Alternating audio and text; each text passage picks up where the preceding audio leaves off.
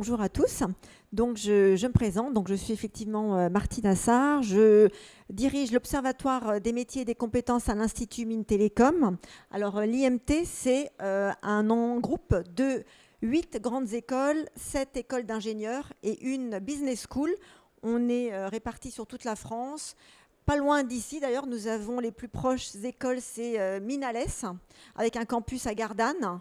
Et sinon, dans le coin, nous avons également un petit peu plus haut l'école des mines de Saint-Étienne. Voilà.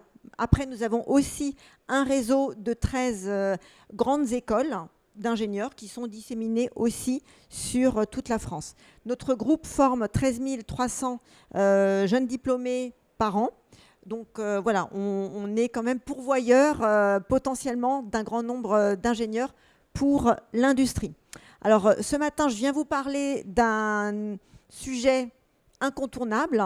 Alors c'est vrai que ce n'est pas un sujet technique, alors peut-être que ça intéresse un petit peu moins les industriels qui sont plus à la recherche de solutions pratiques, efficaces pour pouvoir tout de suite les implémenter dans leurs entreprises. Néanmoins, s'il n'y a pas de maintenanciers, s'il n'y a pas de maintenancières qui sont formés en amont, eh bien derrière, les entreprises ne vont pas pouvoir non plus tourner. Donc c'est vrai que ce sujet de l'attractivité, c'est un sujet incontournable, d'autant qu'au niveau de la maintenance, on sait que ça fait effectivement des décennies que la maintenance connaît un problème endémique, on va dire, de recrutement.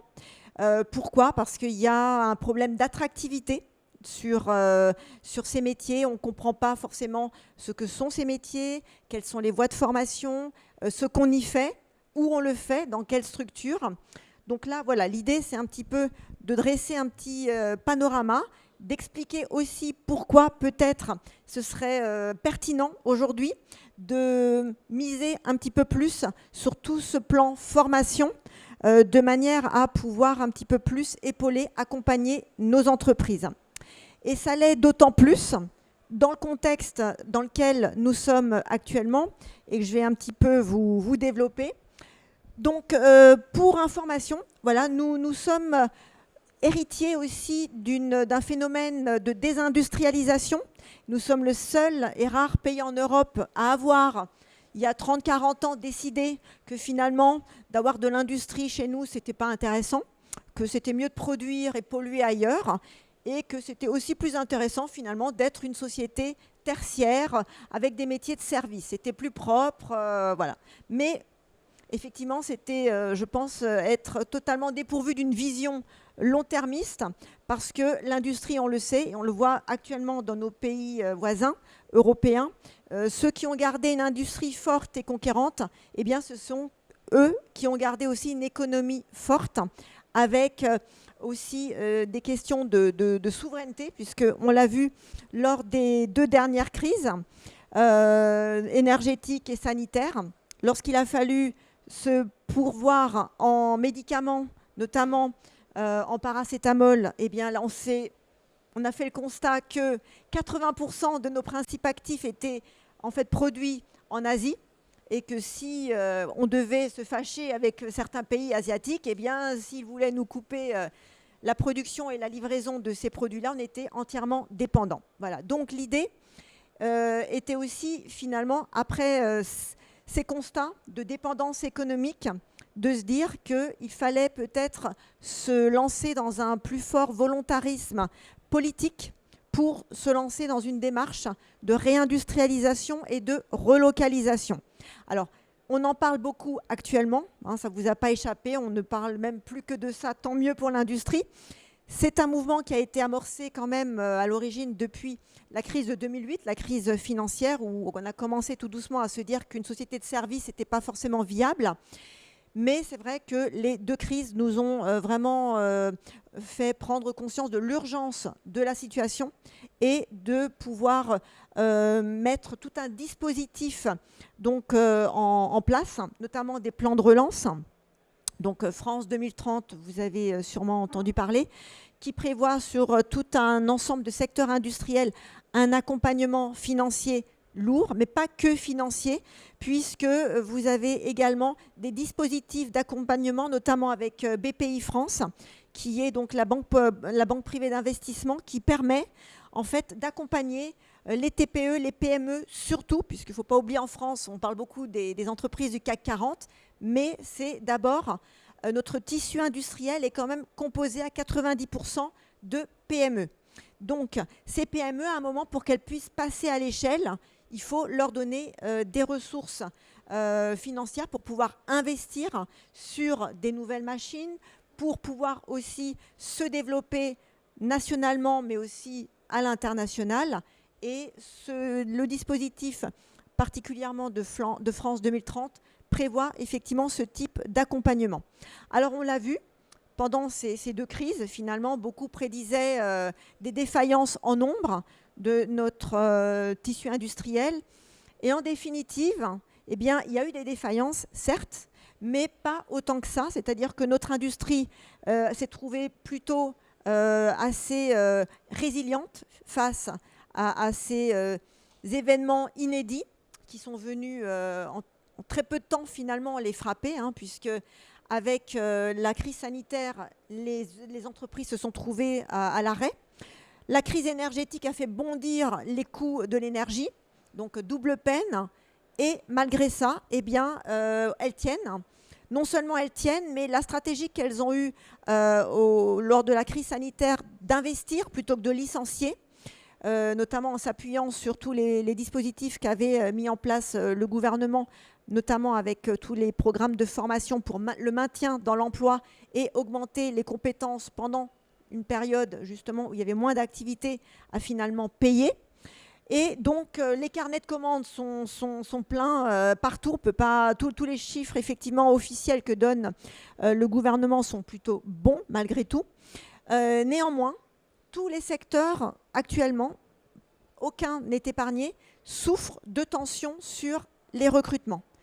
Et particulièrement le secteur de la maintenance. Alors, bon, c'est récurrent pour la maintenance. On était déjà en tension 10, 15, 20 ans.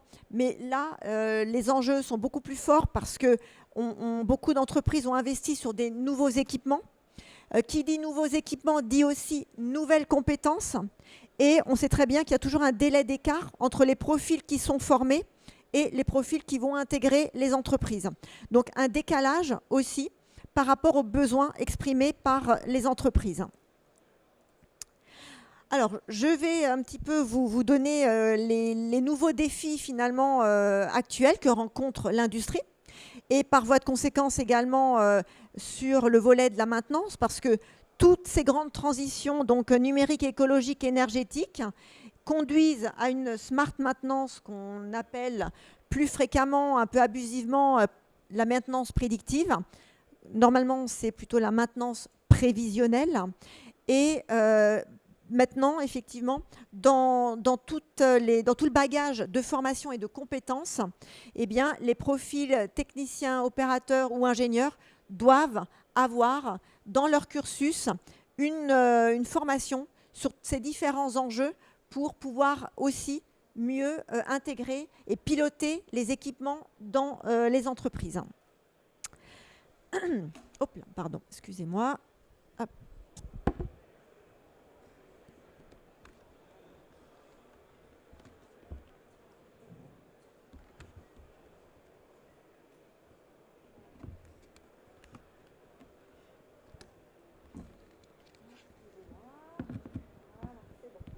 Ça tient.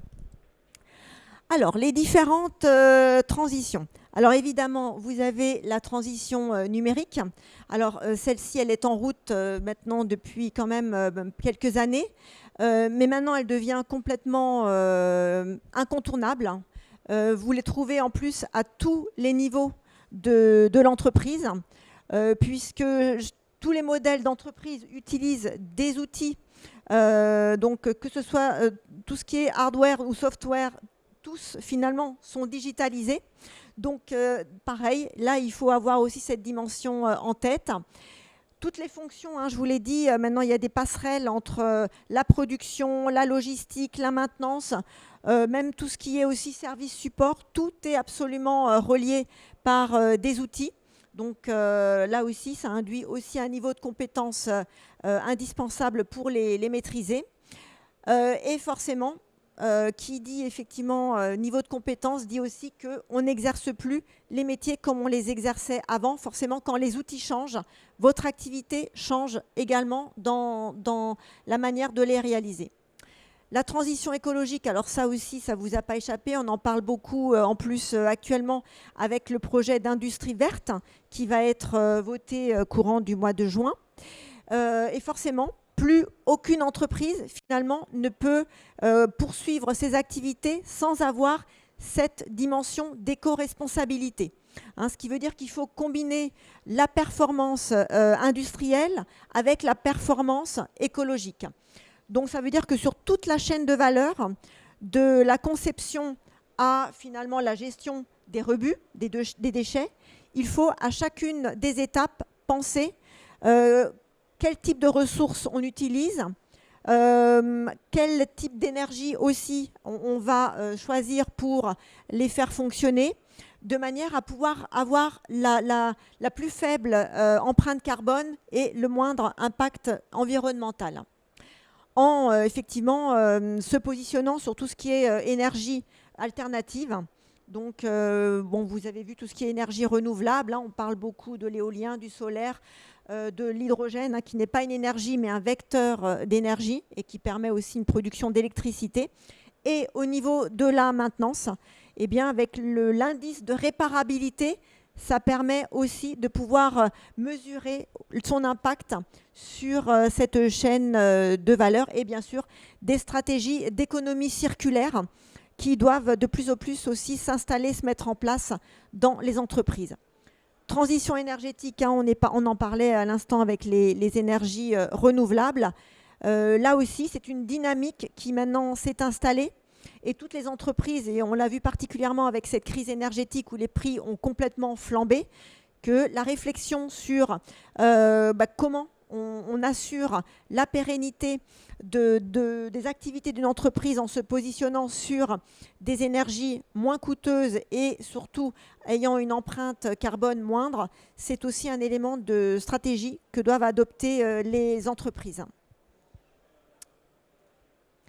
Alors, la smart maintenance. Alors, la smart maintenance, elle va s'adosser en fait sur différentes briques technologiques qui sont celles de l'industrie du futur ou industrie 4.0. Alors, si vous vous intéressez à la maintenance, je ne vais rien vous apprendre dans le détail. Vous connaissez tout ce qui est GMAO, qui repose et qui s'appuie beaucoup sur l'intelligence artificielle qui permet de gérer donc les différentes tâches pour les maintenanciers. L'intelligence artificielle qui permet aussi d'optimiser les différentes phases et d'anticiper là aussi donc les pannes. Tout ce qui est réalité augmentée, réalité virtuelle, pour pouvoir maintenant équiper particulièrement les techniciens de maintenance avec des casques de réalité augmentée pour avoir directement les informations. Donc avant, les techniciens avaient des guides papier qui se trimballaient. Là, maintenant, effectivement, vous voyez de plus en plus, alors je ne dis pas que c'est généralisé partout, mais néanmoins, c'est un équipement qui commence à apparaître de plus en plus. Et ce qui est tout à fait pratique, c'est que vous pouvez en tout cas intervenir non seulement avec les indications donc écrites, mais vous pouvez aussi en mode audio avoir des indications simplement d'un tuteur qui peut-être n'est pas sur place, qui est peut-être ailleurs et qui connaît très bien une machine et qui peut en même temps que les indications écrites appuyer, on va dire, son expertise sur des manipulations parce qu'il vous les donnera en direct également par le biais de cet outil. Voilà, donc là, il y a pas mal effectivement de transformations dans certaines tâches et activités des techniciens de maintenance. Pareil pour la réalité virtuelle qui permet là aussi de pouvoir immerger finalement dans les programmes de formation tous les personnels pour les mettre en situation de dépannage, de réparation, d'intervention sur un ou plusieurs équipements, sans y être, mais en situation pour expérimenter des manipulations et se rendre compte un petit peu de comment ça marche, avec une réduction aussi là des coûts évidente. Le jumeau numérique, la simulation, là pareil, ça permet de tester des solutions sans effectivement que ce soit en direct.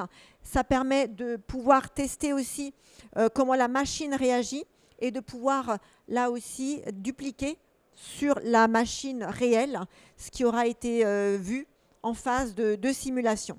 L'impression 3D qui fait de plus en plus aussi son apparition, là aussi pour une question de coût, parce qu'on n'a plus besoin de stocker des petites pièces. On imprime au fur et à mesure qu'une pièce casse et qu'il faut la remplacer, elle est imprimée en direct.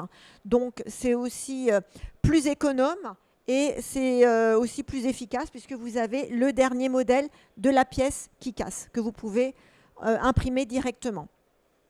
Alors tout ce qui est cloud computing ou la maintenance as a service, alors là c'est la partie un petit peu qui est plus accessible et qui est peut-être un élément de transition pour les plus petites entreprises qui n'ont pas forcément le budget d'investir dans toutes ces briques qui coûtent cher quand même. Donc ça leur permet de tester des solutions avec des prestataires sur certaines technologies pour avoir le service sans avoir à investir dans des équipements et des outils très chers. Tout ce qui est Internet des objets, l'IoT évidemment, là qui rentre en force dans pas mal d'entreprises et qui permettent d'utiliser finalement, grâce à des capteurs RFID, de pouvoir mesurer et d'étudier le niveau des vibrations, la température, la pression, la consommation d'énergie, toute une masse de données qui est remontée, qui est analysée et qui permet là aussi de faire de la maintenance prévisionnelle. Donc c'est vrai que les métiers de la maintenance changent énormément grâce à l'intégration de tous ces éléments, ce qui va me conduire effectivement à vous présenter un petit peu quelle est la place maintenant particulièrement de la maintenance industrielle, quel est le marché de l'emploi pour les maintenanciers, le panorama des formations et surtout comment résoudre le problème de l'attractivité. Alors, quelle est la place de la maintenance industrielle? Alors, je vous dirais que la maintenance, c'est une fonction clé, stratégique dans les entreprises, parce qu'on sait très bien que si un équipement ne marche pas, la production s'arrête. Si la production s'arrête, il n'y a pas d'activité, et donc c'est un coût extrêmement cher pour les entreprises. Bon, c'est une évidence dit comme ça, mais quand on voit comment très peu finalement d'entreprises ont investi pour avoir quelques postes, je ne dis même pas un service maintenance, mais quelques postes de maintenance, c'est vrai que bon, c'est parfois assez... Bon, en même temps, c'est vrai qu'il y a peu de maintenanciers, donc les places sont chères aussi, et ça tourne pas mal. Donc la philosophie de la maintenance, c'est prévenir plutôt que guérir, et ça permet effectivement d'améliorer la durée de vie de l'ensemble des équipements. C'est un centre de profit parce que quand on anticipe les pannes ou les arrêts, et bien évidemment, vous avez des équipements qui fonctionnent H24, et bien ça permet une production aussi de pouvoir continuer sans discontinuer et forcément à l'entreprise d'être beaucoup plus performante. Donc voilà, donc il y a un intérêt certain. Une étude de McKinsey avait montré, avait chiffré également ce que représentait un investissement dans la maintenance pour les entreprises. Et vous voyez que la part finalement de gains fait que ce n'est pas négligeable et que la maintenance, dans le contexte que je vous ai présenté tout à l'heure avec de transition écologique numérique, eh bien, ça a un réel avantage de pouvoir piloter une maintenance qui s'appuie sur des briques technologiques pour anticiper vraiment tous les défauts et les défaillances des machines. Voilà, donc vous voyez effectivement, les chiffres parlent d'eux-mêmes. Alors le marché de l'emploi, donc les métiers de la maintenance, vous les connaissez, il y en a plein, puisque en même temps que vous intégrez des nouvelles technologies dans les entreprises, eh bien ça conduit aussi à l'émergence ou de nouveaux métiers ou de nouvelles activités dans les métiers actuels. Donc vous les connaissez, vous avez tous les niveaux de qualification de l'opérateur au responsable. Pareil, en termes de formation, ça va du CAP au master, avec tous les niveaux de qualification, avec des compétences spécifiques aussi, puisqu'il y a beaucoup de polyvalence. Il faut pouvoir passer aussi bien de gestes techniques manuels, visser, tarauder, mais aussi partie plus technique, puisque quand vous manipulez des données, bien là, vous avez un aspect informatique, électronique ou autre qui interviennent. Et vous avez aussi voilà, une montée en compétences qui est en train d'émerger, notamment les techniciens qui absorbent beaucoup de compétences de responsables de maintenance.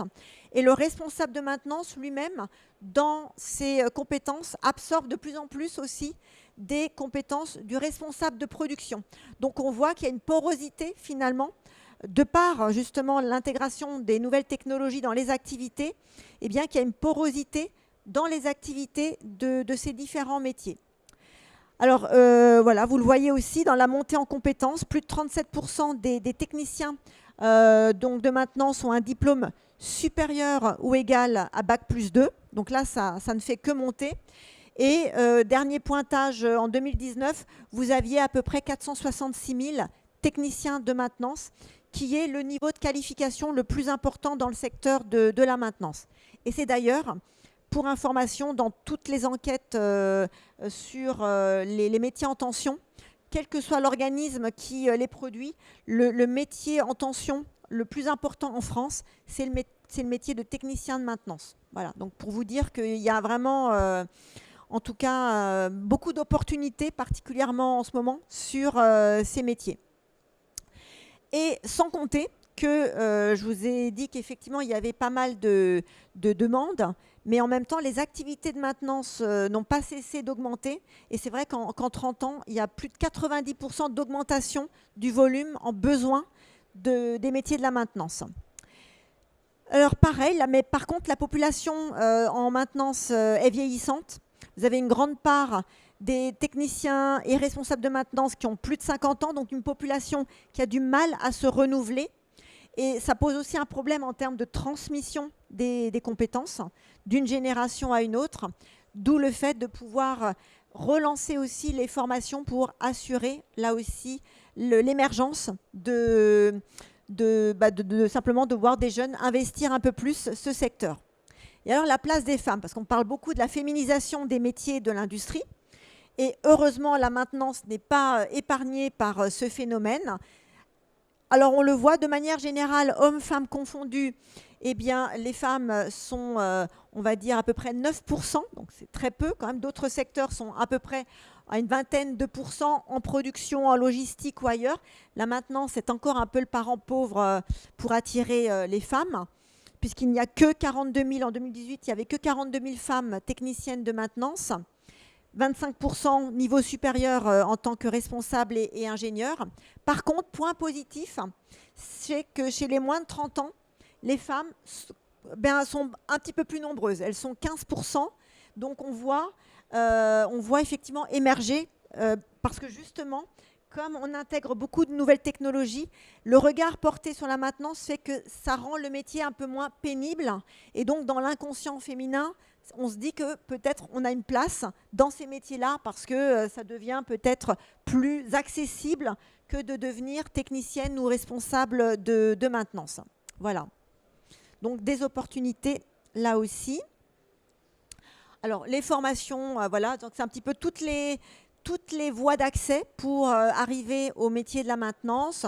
Donc, le bac pro maintenance, le BTS maintenance industrielle, alors le BUT, puisque maintenant on est rentré dans le bachelor donc universitaire en technologie, qui vient remplacer le DUT, donc maintenant ça se fait en 3 ans.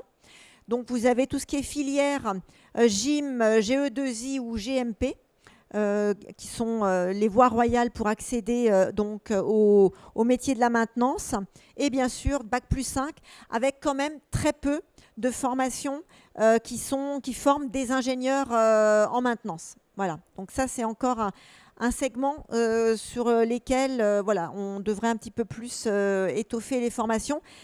Ça, c'est le volet formation initiale. Le volet formation continue, vous avez tout ce qui est certificat de qualification paritaire de la métallurgie ou paritaire interprofessionnel, qui forment des techniciens de maintenance industrielle. Les titres professionnels également. Donc là, ils sont ouverts à des adultes en situation de reconversion professionnelle. Et on en voit de plus en plus, d'ailleurs, depuis le Covid, qui ont découvert ces métiers et qui décident d'utiliser un petit peu ces voies d'accès pour s'orienter vers ces métiers. Et vous avez bien évidemment dans les formations supérieures le master spécialisé en manager de la maintenance. Alors, le défi de l'attractivité. Alors, comment on fait? Parce que tous les acteurs de la maintenance posent le même constat. Hein. Comment faire connaître finalement ces métiers? Alors nous, à l'IMT, moi je pilote un MOOC qui s'appelle le MOOC Ose les métiers de l'industrie du futur, qui est sorti en avril 2020, donc en plein confinement. Voilà, c'était pratique. Mais en même temps, ça permettait de faire connaître, alors pas que la maintenance, hein, c'est un MOOC qui est un parcours finalement sur les fonctions clés de l'industrie, avec la recherche, la conception, la production, la maintenance, la supply chain, le management et le big data. Et ça permet à des jeunes collégiens, lycéens, de finalement, avec des mots simples, alors on évite tout ce qui est très technique, mais on montre quand même ce que sont les métiers. On fait témoigner pas mal d'acteurs. Donc dans la maintenance, on a fait témoigner des professionnels pour parler de leur métier, pour expliquer quel était leur parcours, de manière à ce que, voilà, ils puissent rentrer dans l'industrie, comprendre les différentes étapes. Alors, on prend des exemples simples, hein, comment on produit des baskets, parce que c'est un produit qui leur parle. Et puis, ils ont toute la chaîne de valeur, le parcours dans l'entreprise pour comprendre comment ça se fait. Parce que les baskets, c'est facile de les acheter dans le magasin, mais avant qu'elles soient dans les rayons, il y a toute une phase derrière que les jeunes, finalement, ne connaissent pas. Et là aussi, c'est parce qu'on a perdu une culture industrielle du fait de 30-40 années de désindustrialisation. Voilà.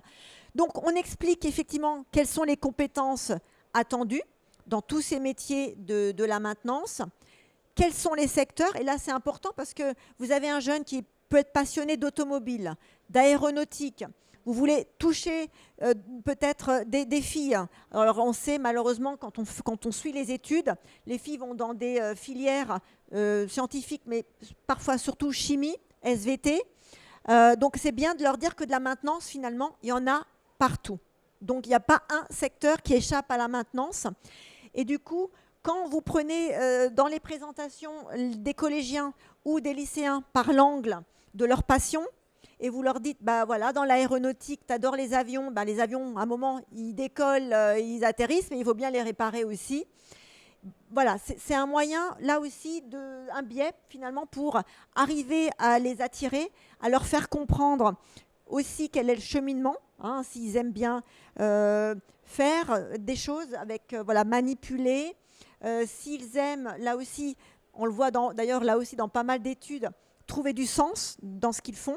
Bah, typiquement, les métiers de la maintenance, s'ils ne sont pas là, eh ben, l'activité d'une entreprise s'arrête. Donc là, pour trouver du sens, je pense qu'on ne peut pas faire mieux quand même que de collectivement contribuer à faire finalement perdurer les activités d'une entreprise et garantir les emplois aussi indirectement hein, de ses collègues.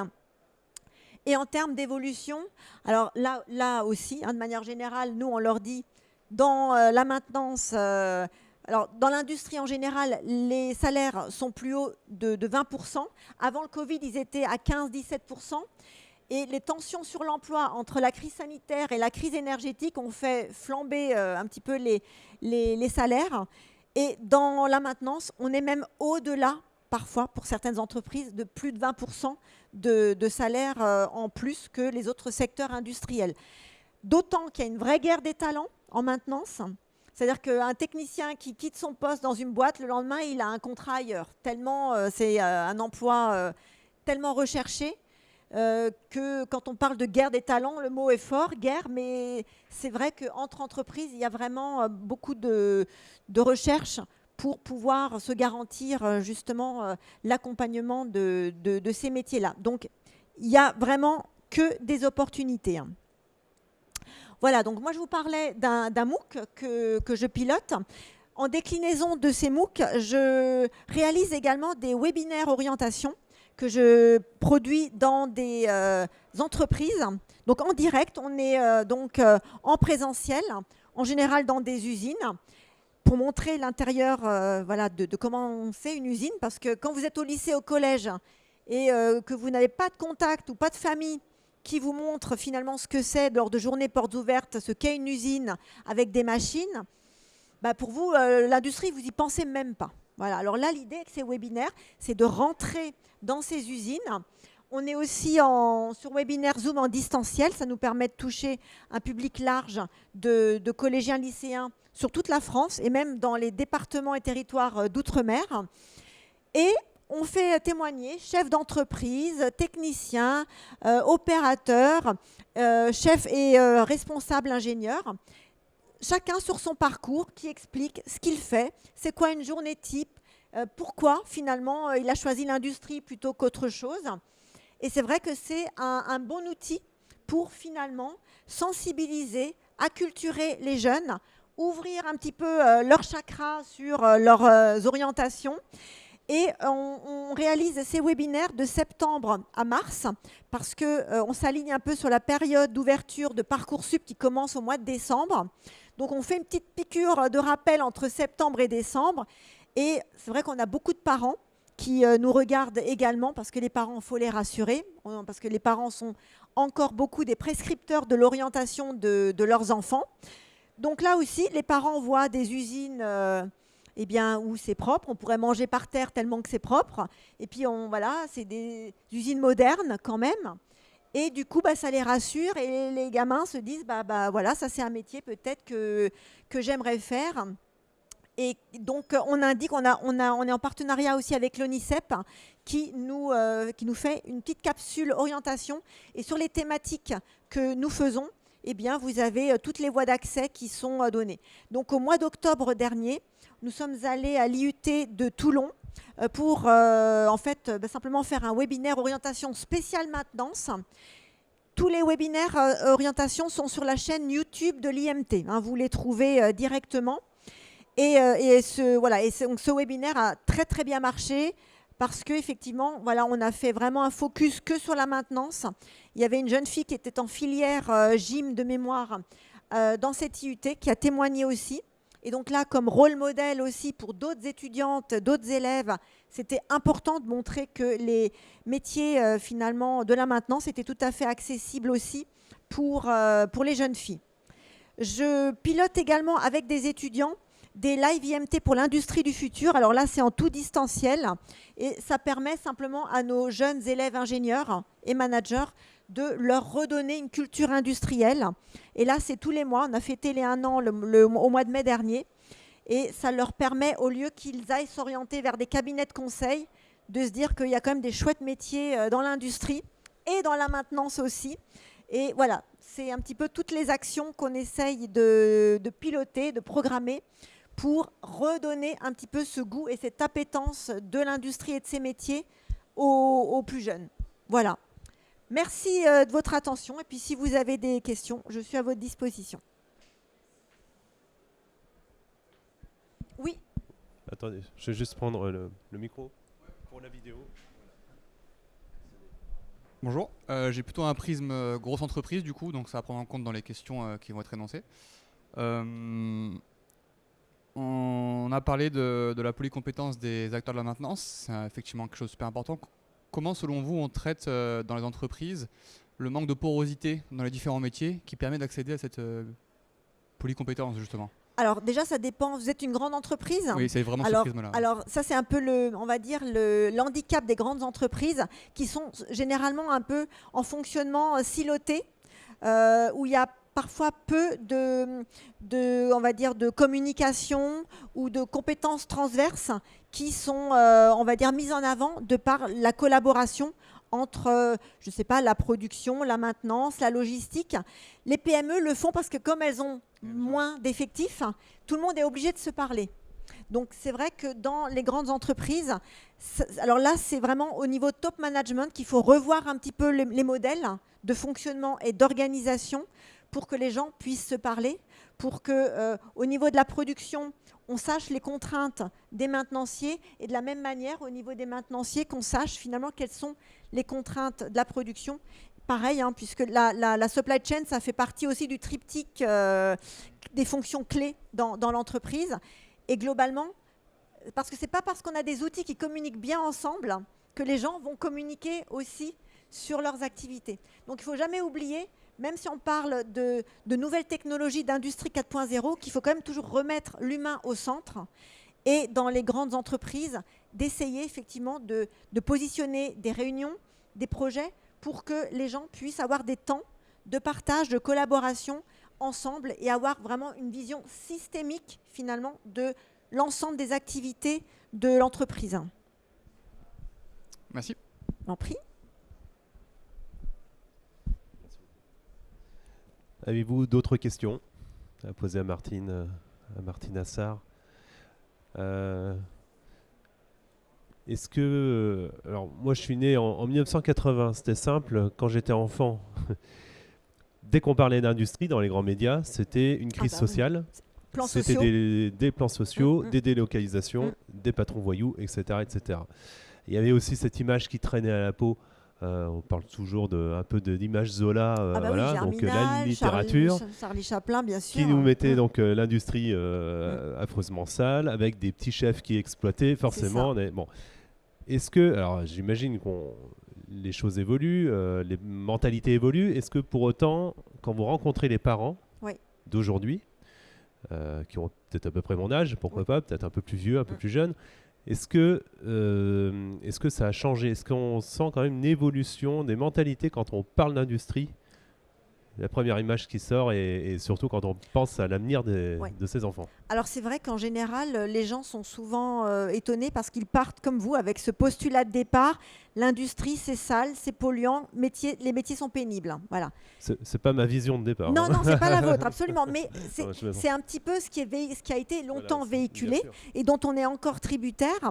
Et c'est vrai que la crise sanitaire qui a fait rentrer les caméras dans les entreprises, parce qu'on est allé dans une entreprise qui produisait du cognac. En 48 heures, elle s'est reconfigurée pour produire du gel hydroalcoolique. Bref, il y a eu un engouement, on va dire, de circonstances, où les caméras sont rentrées massivement dans les entreprises pour voir comment on passait d'une production A à une production B, parce que c'était ça l'urgence du moment. Et même les journalistes étaient étonnés. Ah tiens, c'est propre. Ah tiens, les métiers, c'est ça. Bref, il y a eu beaucoup d'étonnement. Et c'est souvent, quand je parle avec des parents, leur ressenti, finalement, c'est « Ah, ça marche comme ça ». En fait, le lien s'était perdu. C'est-à-dire que les entreprises font leur vie, l'école fait sa vie, les parents, sauf ceux qui travaillent bien évidemment dans l'industrie, ceux-là peuvent, parce qu'il y a toujours des journées portes ouvertes qui sont organisées, faire rentrer leurs enfants. Mais pour tous les autres, qui sont quand même la grande majorité, ils sont totalement décorrélés de finalement des univers industriels et ne savent absolument pas ce que c'est. Et la seule représentation, c'est ce qu'ils ont vu longtemps. Ou bien le traumatisme des délocalisations. Vous avez parlé de plans sociaux. Ça a été quand même en France, on ne le rappelle pas assez, mais assez traumatisant, quoi. Donc, voilà. Il y a aussi une stigmatisation, je pense aussi, autre chose, une stigmatisation aussi de la classe ouvrière, où ce mot ouvrier, à un moment donné, faisait peur, était synonyme de point mort. Voilà, alors qu'aujourd'hui, un ouvrier, en tout cas, il y a aussi des ouvriers dans le tertiaire. Bien sûr. Et aujourd'hui, effectivement, on parle plutôt de technicien quand on fait monter en compétences. Et technicien, on le sait très bien, qui, à un moment donné, peut passer responsable jusqu'à, pourquoi pas, prendre un jour les rênes de l'entreprise. Donc, il y a ça aussi.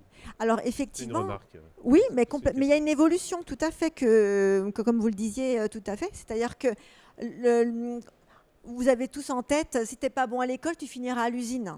Alors ça, les parents, ils l'ont bien ancré en tête. Et forcément, tous les métiers, on va dire, type opérateur, technicien, c'est quand on n'est pas bon à l'école. Alors que pas du tout.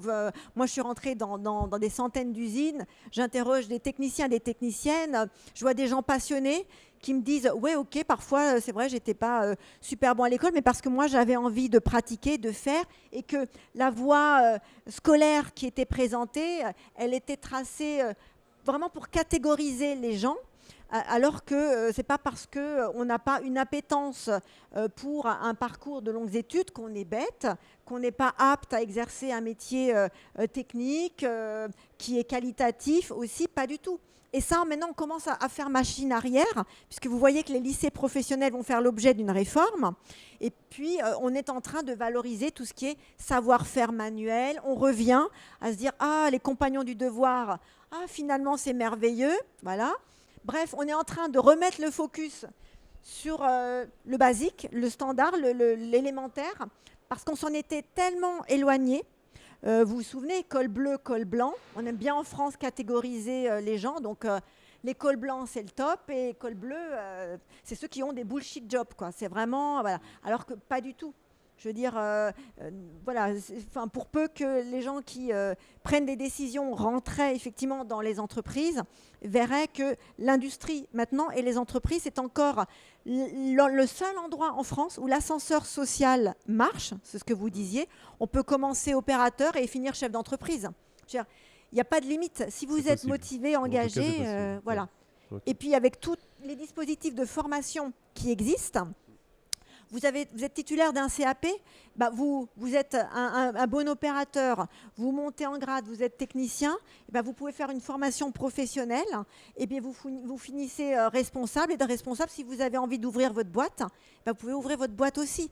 Il n'y a plus de segmentation. Et ce qu'on essaie aussi de dire aux jeunes, c'est que finalement, tout est ouvert. Il n'y a pas de parcours standard. Faites ce que vous voulez, mais faites ce que vous avez envie de faire. Et parce que la société vous dit que ça c'est bien, ça c'est pas bien, il faut s'écouter et puis il faut avancer tout simplement et oser. Eh bien, écoutez, c'était le mot de la fin. Merci. Merci pour votre présentation, très riche et très claire. Donc, écoutez, merci à vous en tout cas.